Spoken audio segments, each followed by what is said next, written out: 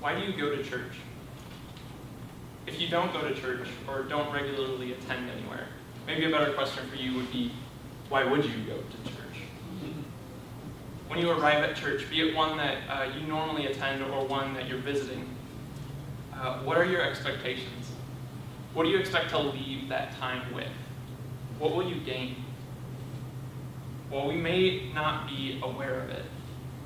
These questions are ones that often go through our minds as we approach corporate worship settings. While they are part of a much bigger framework that I believe is rooted in our individualistic culture, just in America in general, I believe there is also another reason behind our concern with what we will get out of worship.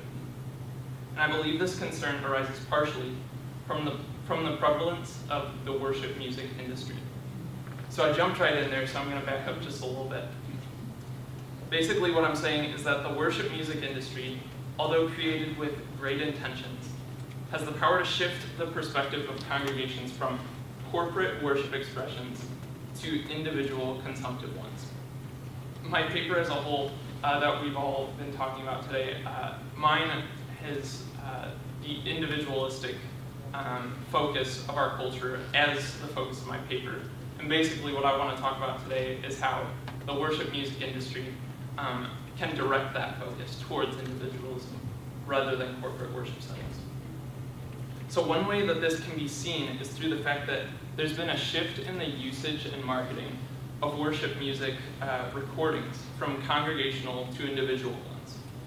By the 1990s, Anna Nicola, while studying the marketing strategies of the worship music industry, discovered the following.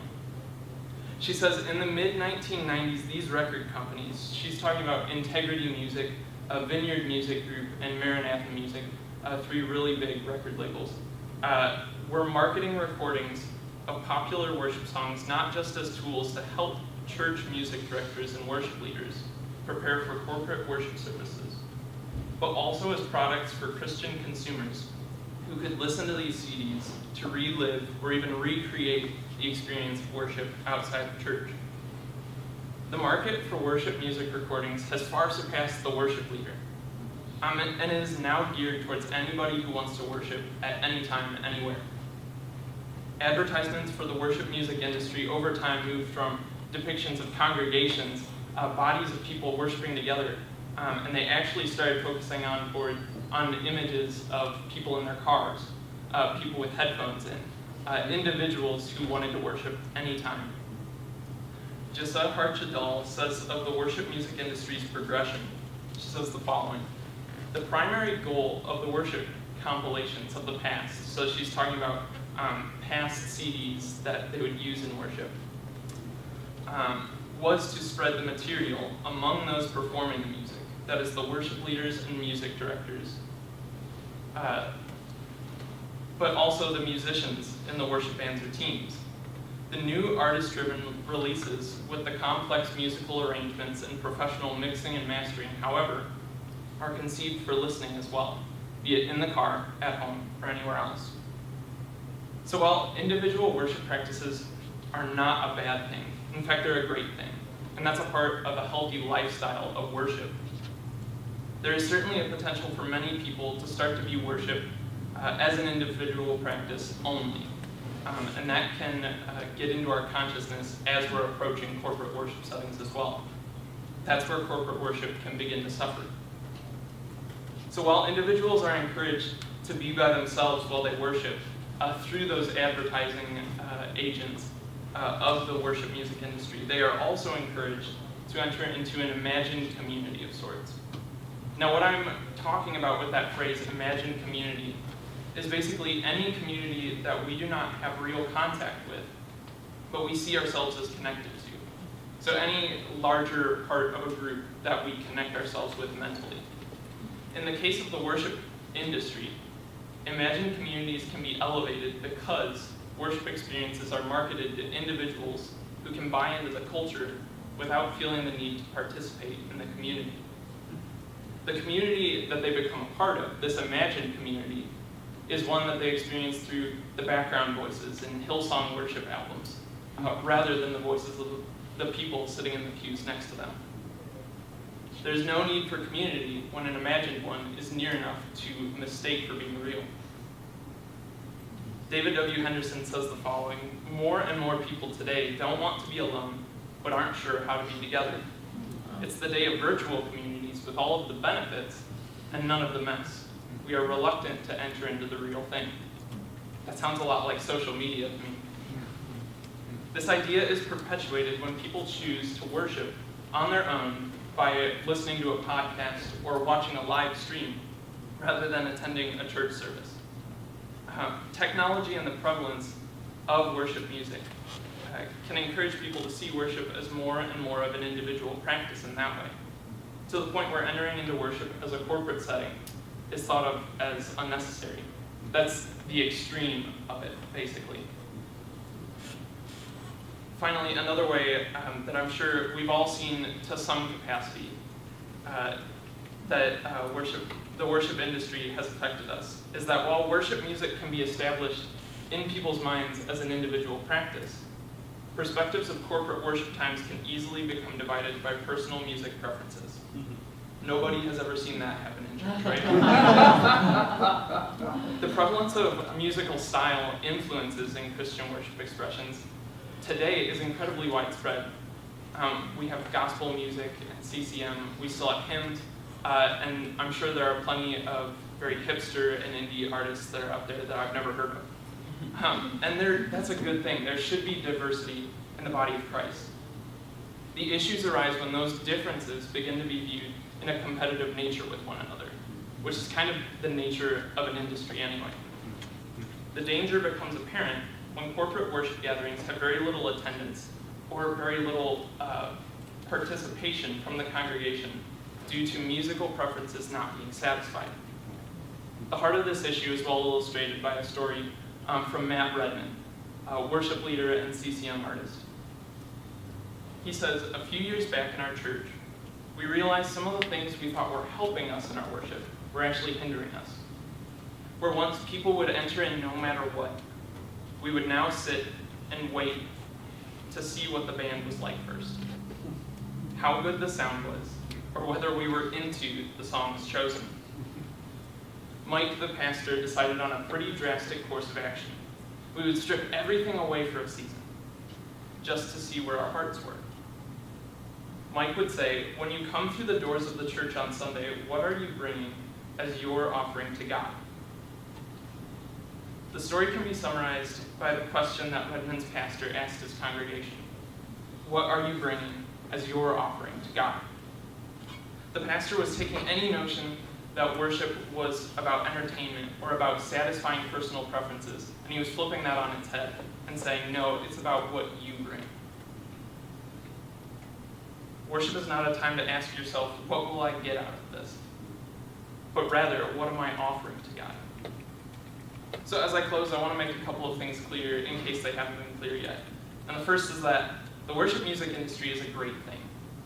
In a very big way, that's what allows us to know the same songs so that we can sing together in any corporate setting. That's a huge gift that we have just from radio stations that play Christian songs. Having the chance to listen to worship music at any time is also a blessing that God gives us through stewardship of the good things he's given us, through the technology that allows us to do that. But as with all good things in the hands of fallen people, we mustn't allow that to hinder the worship that we offer God. Through his church, Christ gives us the gift of a community that is meant to build one another up, not to come in with an attitude of consumption. So the next time you walk into your church, I hope you do so by taking a moment to consider what you're first bringing to God. Whether it be just your time, your struggles, or your joy, or your hopes, or your fears. Offer them to God and take time to see the real community around you doing likewise. Thank you.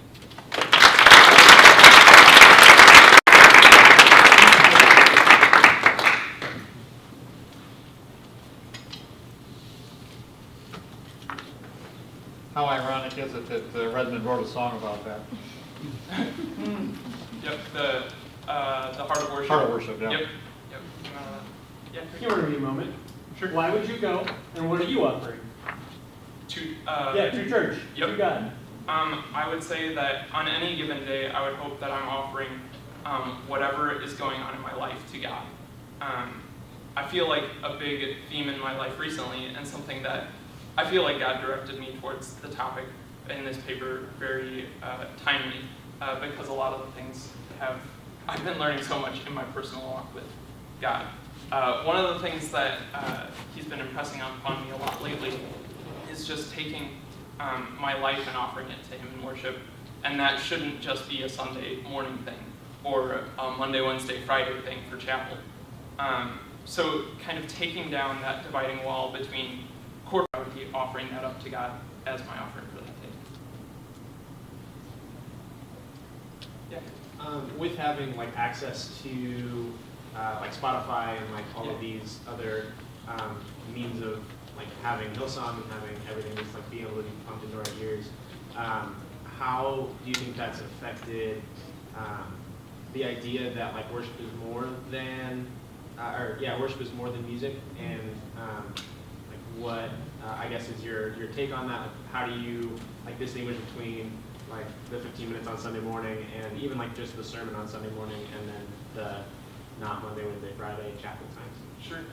Yeah, I think that's a huge question in any discussion. It should be a huge question in any discussion of the worship music industry. And my hope is that people can still distinguish between musical worship, that's not the only form of worship that we can have.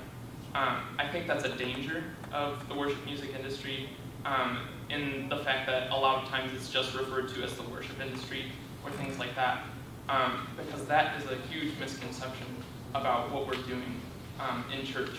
The worship we shouldn't refer to the beginning couple songs as the worship time of the church service, because the whole time should be worship. And I feel like that's part of the misconception that comes up. So hopefully our churches are still advocating for worship services as a whole and things like that, and hopefully we're having discussions that kind of get rid of that idea that worship is always music. I guess that would be my hope, at least in that area. That's what I would say. Yeah. How do you think I guess I would say like worship conferences or events with like big names like Bethel or Hillsong, where they have, they tour and have events and stuff like that, but sometimes can be compared to concerts, that Sure. bands have.